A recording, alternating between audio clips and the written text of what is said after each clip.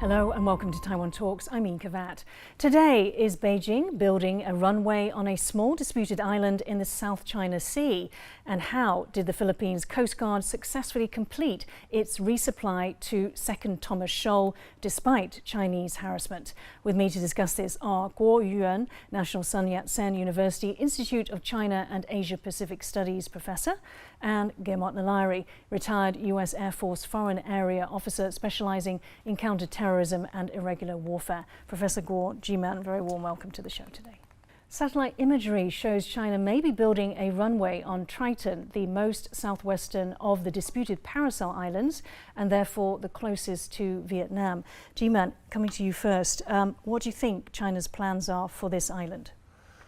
Well, there's some dispute about whether or not there is a runway being built, but if there is a runway being built, that runway could handle UAVs, helicopters, and other small aircraft. However, if they were to build a second runway, which goes more along the longitude or the long way of the island, they could actually handle much larger aircraft. And by doing that, that island is one of the closest islands that China controls that is closest to Vietnam. And it's within the exclusive economic zone of Vietnam, and so therefore they could apply pressure by their presence, building another base as they've done in the past.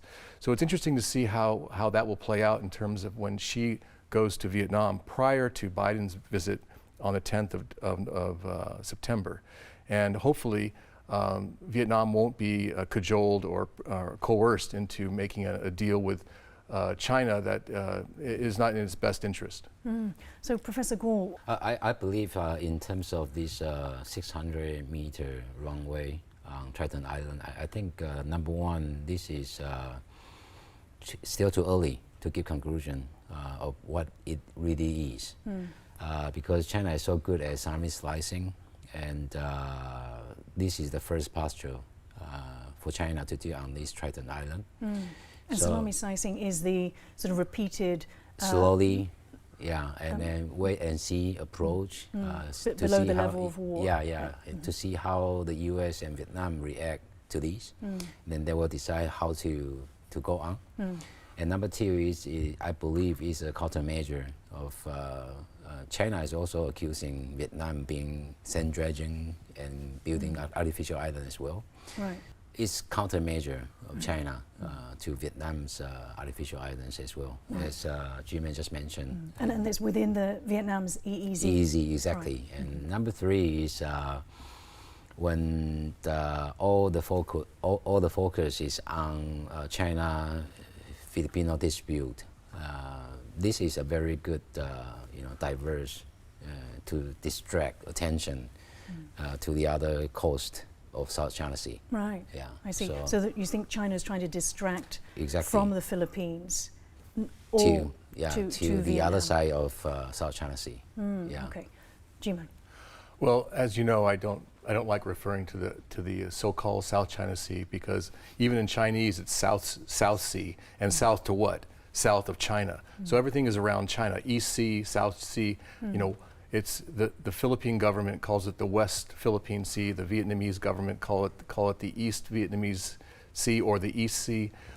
So there, like Professor Go mentioned, there are major players happening in the Southeast Asian Sea, and I think what China really fears is if the United States and Vietnam get together and do sign a strategic agreement that upgrades their relationship, that basically cuts China out of the Southeast Asian Sea, because one side is the Philippines, the other side is Vietnam. If you put them together, there's nothing in between. And also we know that the Philippines and Vietnam are actually coming together, aren't Correct. they? So that's interesting. The visit by Biden is expected to yield a strategic partnership. Correct. Yeah. Okay. And what could that partnership do? Well, it could upgrade, for example, their military relationship. It could upgrade their cooperation in technology, sharing of intelligence. A whole variety of things could occur. What could it do in the South China Sea? Well, first of all, one of the important things that the U.S. government, including Congress, is trying to push for is what they call maritime domain awareness concept. And if all the countries in that region are friends or allies of the United States, then China's ability to hide, to maneuver, to sneak around becomes greatly reduced, and we can create some problems for them. Professor Guo, let's take a look at a map of the Philippines' claims versus China's.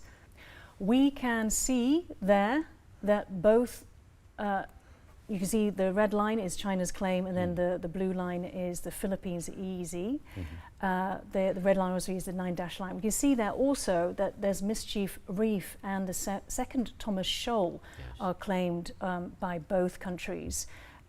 So let's talk about Mischief Reef, because this is a sort of formation, an islet where China has militarized over many years. Let's talk about what sort of militarization we're talking about. In the 7 major artificial islands, China has been completely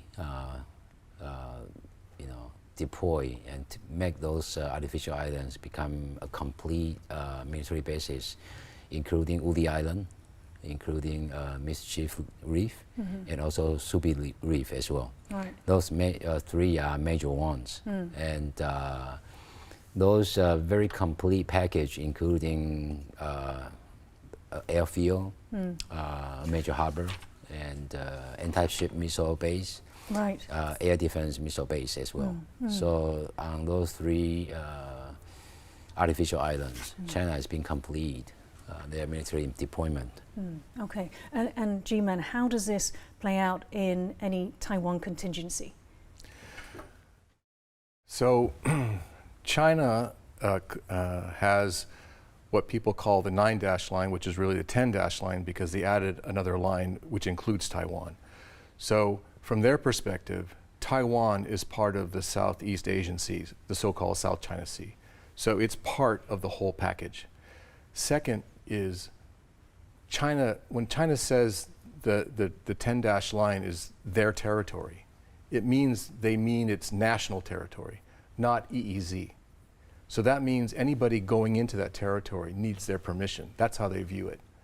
As opposed to an economic exclusive zone, ships can pass through, but if they're going to do any kind of fishing or any kind of drilling in the ocean floor, they need the permission of the country that's it's owned by, in the sense that, but it's not national territory. So in terms of a Taiwan crisis, the scenario, what's happening with these islets, as Professor Guo mentioned, is that we have a conflict between China seeing this whole sea, which is basically the size of India or the size of the Mediterranean, if you want to get some scale involved. It's their territory. That's how they view it. They don't view it as an EEZ. So just as they view it as their territory, they view Taiwan as their territory. So it's all part of the same scheme. Their logic is, this is all ours. And so therefore, taking Taiwan or taking any of these islands is natural for them because it's theirs. That's how they view it. Professor Guo, Yes. you mentioned the missile systems. So what does it mean in terms of any plane flying within range of, say like there's a missile system on Mischief Reef or perhaps in the future on Triton? What does that mean? Does that mean that China can threaten any of these, aircraft, vessels? First of all, by all these military establishment China has been doing since 2015, given the current status quo, China's major military deployment on those artificial islands is already giving China enough military capacity and capabilities to control the airway and also the navigation way in South China Sea as well. And in addition to control the pathway, I think one of the most important for China to have these artificial islands and militarize all these islands is because of the submarine base. in the Hainan Island at Sanya. I think all these artificial islands basically pushing out the defense of Sanya submarine base out and to extend China's pre-warning time much longer because of those military establishment on those artificial islands. So let's perhaps get on to, you know, what that means again for a Taiwan contingency, trying to bring that back to that. But first, let's move now to a resupply mission by the Philippine Coast Guard. In early August, Chinese Coast Guard fired water cannon at the Philippine Coast Guard that was attempting a run to a World War II warship deliberately grounded to assert Manila's claim to Second Thomas Shoal. Professor G-Man, the first time there were multiple Chinese Coast Guard that blocked the passageway of this Coast Guard vessel. And then, as we said, water cannon was fired. Now, there was a second attempt that was successful. Can you tell us what happened the second time around? The second time around, there was, in addition to the Philippine Coast Guard, there was also a huge flotilla of Allied vessels in the area, including a helicopter carrier of the Australians, a helicopter carrier of the US, and a helicopter carrier of the Japanese. And also in the air, there was a US Air Force P-8 flying around, observing everything going on. Right. So this was part of the trilateral Navy drills that were announced. Yes, but you know, it was also a show of force. Right. The presence of these things, the Chinese Coast Guard didn't try any of their tricks, but it shows, I think, for the first time that even though the United States has a security treaty with Philippines, the Philippines don't have a security treaty with Australia or Japan, but they were there as part of maybe a hub and spoke alliance structure. So I think this could be an example of a beginning of an alliance structure that could develop stronger alliances. Professor Gore, you know, let's go back to water cannon. What are they used to? They should be used for not harassment, but for putting out fires. Yes. Yeah. So this action obviously was condemned globally by China. Why did it think that it could do this and get away with it? I believe China has been very good at using these gray zone activities, especially try to push country out like the Philippines. Again, what happened on 22nd was, you know, in the very beginning, it was Chinese Coast Guard, no matter at the total weight or numbers of vessels, much larger than the Filipino Coast Guard. There was a 4,000-ton class Chinese Coast Guard vessel, 3,500 tons, and 300 tons Chinese Coast Guard vessels, and in addition to 4 maritime militia vessels of China, and versus only 2 Filipino Coast Guard vessels, only 300 tons class. So no matter in terms of total weight or numbers of vessels, China apparently was the much heavier hand. But as G-Man just mentioned, it is not just the Coast Guard vessels. In the surrounding waters, you have helicopter destroyer like Izumo, Japanese Izumo, that was 50,000 tons. So although Chinese Coast Guard vessel is like 10 times of the Filipino ones, but those military vessels around is another 20 times larger than Chinese Coast Guard vessels. So I think that was also one of the major reasons why Chinese Coast Guard to step down and then allowing the real supply mission of the Filipino Coast Guard succeed. Okay, G-Man, so it was obviously a win for the Philippines, a win for its allies. China has told the Philippines that a confrontational attitude won't do it any good. What do you make of those comments? I think it's ironic because what do you think the Chinese are doing every day? They're being confrontational to everybody in the Southeast Asian Sea, the so-called South China Sea. You know, they use bow crossing where boats they cut across or they block as Dr. Guo said, they ram and they water cannon. You mentioned that. They swarm. They use rafting where they tie a bunch of these maritime militias to get boats together to block traffic. They go dark. They turn off the AIS. They fish illegally in the exclusive. That's confrontation to me. And none of the stuff that the Philippines are doing is confrontational at all. Okay. Former President Rodrigo Duterte says the Philippines could be made a target for providing places that threaten the security of China. He made the claim after he spoke to the Chinese ambassador to the Philippines. Neither Duterte nor the Chinese envoy mentioned the US or the new bases that Manila has expanded for US military access. So to find out more, my next guest is geopolitical analyst Justin Bakisao, a former Philippine defense official. Let's take a look. So right now they're trying to sow internal dissent with politicians being incentivized to question President Marcos's foreign policy. So it's a policy of dividing the House.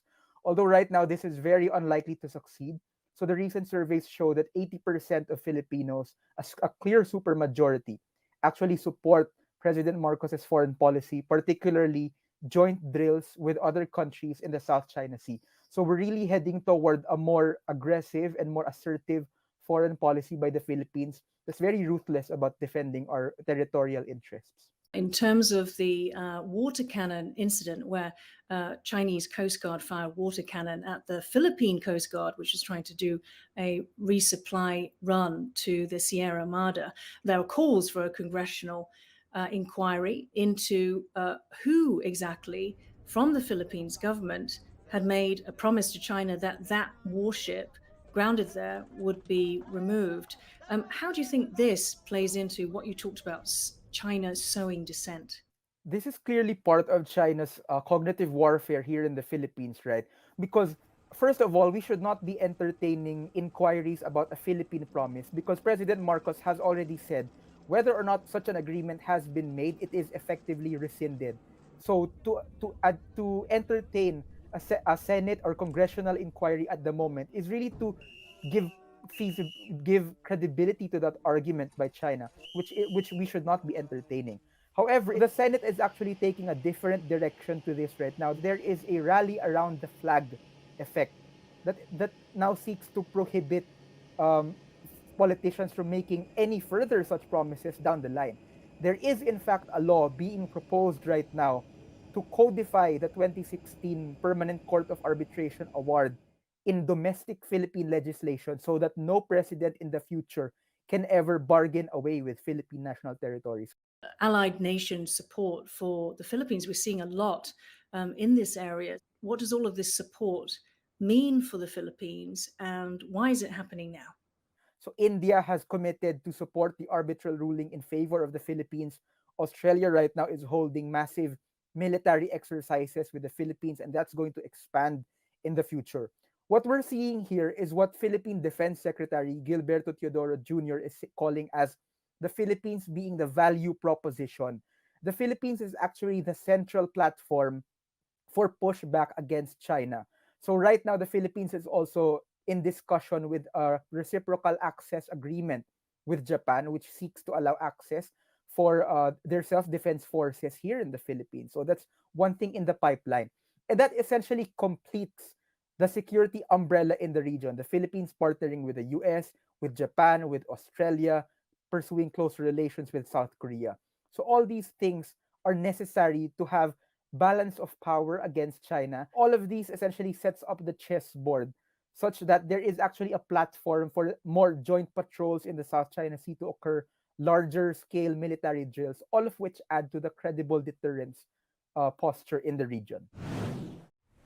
G-Man, we heard there from Justin, Gilbert Teodoro, the Secretary of Defense, describing the Philippines as a value proposition. Justin also saying that, the Philippines is the centerpiece to push back against China. And he also talked about, really quite vehemently defending sovereign territory of the Philippines. How much has the Philippines security role changed? I think it's changed a lot. Under Duarte, he was cozying up to Xi and trying to take an economic advantage, but at the same time, China was continuing, as Dr. Guo mentioned, building up their military bases, And they continue to be aggressive about Scarborough Shoal, preventing fishermen from the Philippines from taking fish that is theirs, and the Chinese fishermen raping the area basically of all the fish. So the Philippines has gotten into a very important position. But I would just note that China has territorial disputes with just about everybody in Asia, especially along its border with Japan, with Taiwan, with all the Southeast Asian countries, pretty much, except the ones that they've co-opted. So the Philippines is important, but the great thing about all this, in my mind, is this aggression that the PLA and the CCP, the Chinese Communist Party, is demonstrating, brings all these countries together. And that, to me, is great. And Xi Jinping continues to make mistakes, and I welcome them. Professor Guo, Yeah. so China's aggressions basically are counterproductive. They're bringing together allies in defense of Philippines, perhaps in defense of Taiwan. I believe, I agree with what Jimin just mentioned. Xi Jinping has been trying to test the integrity of democracies. If all these democracies could work together, especially in the face of Chinese gray zone activities or this Siamese slicing strategy. And number two is what Jimin said was very accurate about Scarborough Shoal. That's actually the major reason why China is insisting to stop the logistics supply from Filipino Coast Guard to Sierra Madre on the second Thomas Shoal. They want to force the soldiers and the warship Exactly, away. yeah. Because Scarborough Shoal is very critical. If you look at how China been militarized, its artificial island, they try to make a triangle of its South China Sea. And they already finished the northern and the southern one. They lack one piece is Scarborough Shoal. Right. And the second Thomas Shoal is actually in control of Scarborough Shoal. China has that position, but China has not started to heavily militarize the Scarborough Shoal yet. So you said that second Thomas Shoal controls Scarborough. Yes. But there's nothing to stop the CCP from building, militarizing Scarborough Shoal right now, is so there? the beauty, the virtue about it is if Filipino government still have effective control over the second Thomas Shoal, when China is trying to deliver construction material to Scarborough Shoal, the U.S. could intervene easily. Yeah. Right. So they did make that comment. They made the comment saying, "We're not the opposite way." Yeah. We're actually not bothered about humanitarian assistance to the soldiers on that grounded ship, but we are bothered about large scale construction. That's Chinese way of saying things. Yeah. They say the of opposite. Saying that this is what we are doing. Exactly. Yeah. Jimin. Let's remember the reason why that ship is there. It's because Mischief Reef was the PLA Navy and the PLA itself started building a military base there, and in response to that aggression in the EEZ of the Philippines, the Philippine ordered that ship to basically land on the island and be stuck there to represent that they have territorial claims, EEZ claims in that area, and that China doesn't. Mischief Reef is very close, maybe 20 miles away from the second Thomas Shoal. Yeah. So So the 1994 was when the they building started, of the Mischief. but they crashed the ship in 1999. Yeah, Right. 5 years later. Right. Yeah. Yes. Okay. Professor Guo, Yes. so Japan is preparing military aid for the Philippines. It includes radars that apparently could be used to monitor the Bashi Channel. Tell us, how could this be used in a Taiwan contingency? The Philippines has been in Japan's capacity building for more than 10 years. So when it was still under Prime Minister Abe, 2016, Japanese government already decided to donate 10 Coast Guard vessels. Those are 40 meters long Coast Guard vessels to That's the significant. Philippines. 10 It vessels. is, yes. And second of all, starting from 2018, Japanese government donate 5 TC-90 patrol planes to the Philippines as well, and then start to train Filipino Navy to use patrol planes. And last year, Japanese government decided to utilize this so-called official security assistance to use that money to provide ISR capabilities to the Philippines, including the radars. 4 radars you mentioned. ISR, as in? Intelligence, surveillance, and reconnaissance is ISR capabilities. So is this to stop the aggressions from China? To lift the Filipino pre-warning capabilities. I mean, to allow Filipino forces to have situation awareness capabilities, to know what's going on surrounding the islands or on the ocean. Yeah, so there are in this particular program there are 4 radars. Three are fixed, meaning they are on the ground, fixed radars, and 1 is floating. You could carry it by airplane or by vessels, so which will allow the Filipino forces to have early warning. Is that for aggressions against the Philippines, Japan, or Taiwan? Against China. Yeah, but China's aggressions against the Philippines, against, Taiwan, Japan? Both Taiwan and the Philippines. Yeah, if the Philippines has possess all these radars, they could detect aircrafts or vessels coming into Pasig Strait. Yeah. Okay. All right, we're going to have to wrap it up. Thank you so much, Professor Thank you. Kaur and Thank G-Man. you. If you liked our show, please search for us on YouTube, give us a thumbs up and hit subscribe to our channel. Thank you for watching our show today. Stay safe and see you next time.